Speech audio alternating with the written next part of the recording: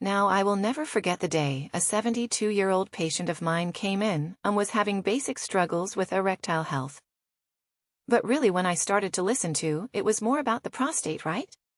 So he had gone and he had had shockwave. He had all these different things, and he basically said nothing was working. So I listened, took a really complete history and physical, and by the next day, he had some severe changes in how he experienced his prostate, and even his erectile health. So let's go through what I consider to be the #1 most forgotten, but all at the same time, important all-natural way to shrink the prostate, and to deal with prosthetic symptoms. Alright. So let's just get into it, alright? So when you look at the prostate sits at the base of the bladder right now. The reason the prostate is so important is because if you notice, everything that's coming from the bladder has to go through the prostate. See, the prostate is that little like round kind of shape thing, shaped like a chestnut, and then to the right you see the seminal vesicle. It's called the seminal vesicle cause. The seminal vesicle is what contributes mostly to semen. So if you notice there's some pathways that travel through that connect, and those pathways ultimately become the urethra, and are responsible for urine coming through the prostate, for ejaculation coming through the prostate. So that's why the prostate is so important, and that's why we ultimately end up having a lot of CMPs. This is another great scene here that shows how the bladder sits on top of the prostate. And if you can see that seminal vesicle kind of going through the prostate, and contributing to when we have a stream or a flow of events, right? So prostate issues typically become an issue in the 40s, right? And some prostate symptoms typically are nocturia, which basically means getting up in the middle of the night more than once to urinate, and I get guys all the time. You say, you know what, doc, but I drink a lot of water. No. Are you? It shouldn't be keeping you up at night though, right? Hesitant urine. Hesitant urine means like gotta push to get it to go right before it starts weak or slow stream. This is one thing that you may notice. It may have gotten to the point where you use go. Now it's just going a lot slower than that decreased ejaculation. That's one thing. Pain during ejaculation. It's just a little bit of pain at the base. Could be a symptom of it. Burning when you urinate. That could be a symptom. Dribbling. Just kind of like a noticing that, you're a little wet down there because it's dribbling. The next would be maybe not emptying your bladder completely like you go, and then you feel like, gee, a couple of hours later, I need to go again, and I need to go again, and I need to go again. Right, because it's not getting emptied completely. Whether you realize it or not, sometimes it's fullness or tenderness, or pressure right down low there, and the other one is trouble holding it. Like, gosh, all of a sudden, I've got to rush to get there. You might even start carrying a little bottle with you in your car, because that's an easier way to go than the other ways, some low back pain and maybe even blood in the urine. Now, first things first, if you have any of those symptoms, you gotta get to your doctor. You wanna get checked out. You wanna get an ultrasound. You wanna get a digital rectal exam where they actually check your prostate. You want them to check your PSA. Okay. So those are some of the symptoms associated with it. And if you notice if you've done my ED quiz, one of the things that we ask is, how many times a night are you getting up to urinate? That's a big one. So prostate growth is fueled by aging. It doesn't really start to become a problem until the age of 40. And what's happening is we're having a decline in testosterone, but we're having an increase in DHT. Now, DHT is the hormone responsible for balding. You might start to notice some thinning of the hair up there, but it's also responsible for causing the prostate to sweat, right? So this is kind of like a hyperversion of testosterone. And it's one that we want to regulate, or we want to try to keep it at a lower pace. And sometimes you may be on testosterone supplementation, and what you'll notice is things start to get worse. You start to notice your hair may be thinning. You may even start to notice some more of those prostate symptoms. That is ultimately usually because that testosterone is being converted into DHT. So our goal is to, hey, hold on, let's slow down the conversion of DHT. The other ways that prostate growth is fueled by is inflammation. That's why we talk about anti-inflammatories or food items that we know can decrease inflammation, and also figuring out what's causing inflammation in your body and avoiding it and removing it. The other thing is oxidative stress. This is what happens when we start to age. We talk a lot about how the blood vessels start to age, everything starts to age. So what can we do? Lifestyle-wise to counteract that? And that's where things like our Yun smoothie recipes come in. That's why we talk so much about nutrition and doing things that are going to quell that type of thing. And then there's prostate remodeling we don't talk about, is that over time, amyloid and sometimes collagen starts to deposit in the prostate. And what that does is it starts to make the prostate unhealthy and larger, right? And so the prostate starts to get boggy and enlarged, and it starts to obstruct all of those things we just showed, right?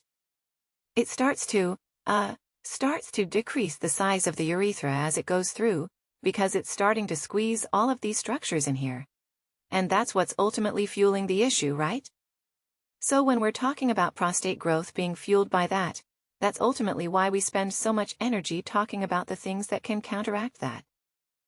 Now, any of those things are happening to you, of course, you have to go see your doctor, you want to get evaluated.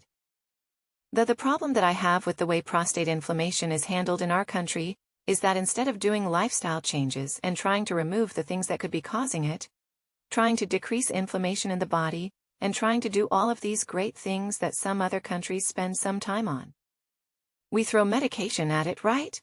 We throw medication at it. And ultimately what happens with the medication, right? Most men, you're either prescribed alpha blockers, alpha antagonist, or you are given 5-alpha reductase inhibitors. The problem with these are that they actually sometimes in a lot of you cause symptoms. That's when you start to say, well doc, I've been on this and now all of a sudden my erections are gotten worse, or all types of things start to go haywire. So the next piece is that when we look at the data and we look at how effective this is, a third of the guys who are given this medication don't improve in size, and do not improve in symptoms. So since BBA usually develops after the age of 40, but by the age of 60, the estimate is around 50% of guys have it. By the age of 85, around 90% of gentlemen, in Western countries, this is where we live in the United States, and in other Western countries, around 90% of men that are 85 years and older have it. That's because we don't talk about why it's happening. So we don't do anything to counteract that. So let's talk about what you can actually do instead of medication, or on top of me. You can actually bring this data to your doctor, because I've listed resources below for you to do that. I get doctors reaching out to me every week, which makes me feel so good about this, that they learn something new from the channel, and they're gonna change the way that they're doing things. And that's because you are telling your doctor about this type of information, right? So let me introduce you to what in acupuncture is called the Gen-Mo point. This Gen-Mo point is located but in halfway in between the end of your scrotum and the anus. And that point is the point that corresponds to your prostate, right?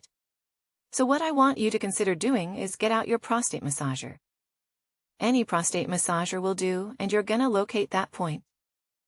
The best way to locate that point is with a full bladder.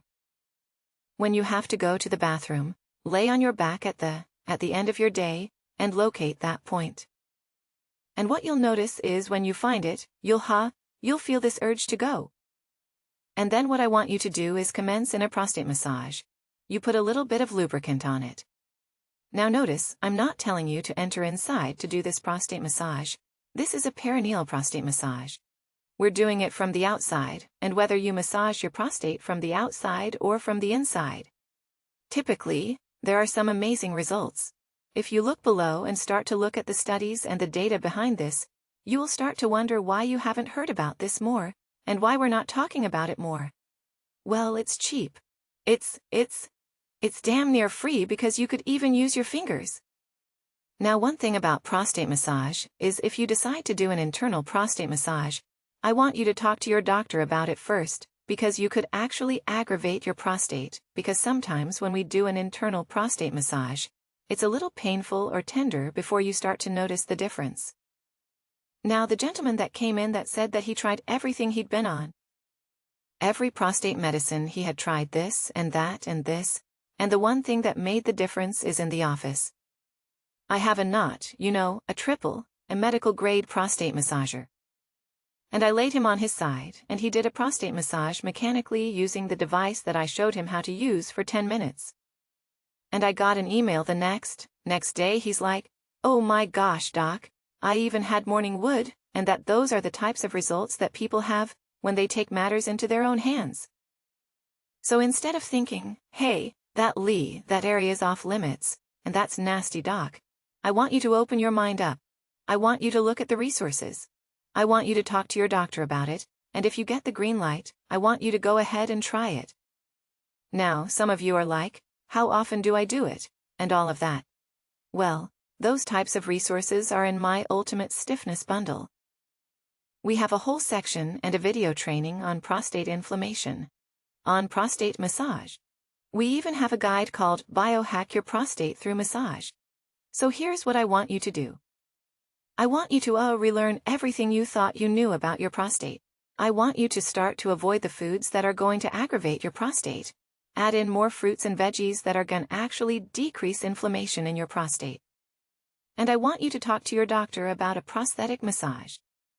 And if they don't believe you, if they're like, "Oh, you did Google and you found some crazy doctor on YouTube," you show them the resources and you take control of your prostate. All right, resources are below. Subscribe to the channel. Share this with your friends and family. Prostate symptoms. They're no joke because prostate symptoms can ultimately, if you don't pay attention to them, can ultimately be prostate cancer. So I want all of us to be aware of the signs and symptoms. And I want you to take matters into your own hands and to tell you, "Doc, hey doc, I don't mind being on this medication, but I want to try to do some things to fix it also within the bundle." We talk about all of the herbal strategies, the same herbs and remedies that in Germany, for instance, that's the first line of treatment. They don't go straight to the medication.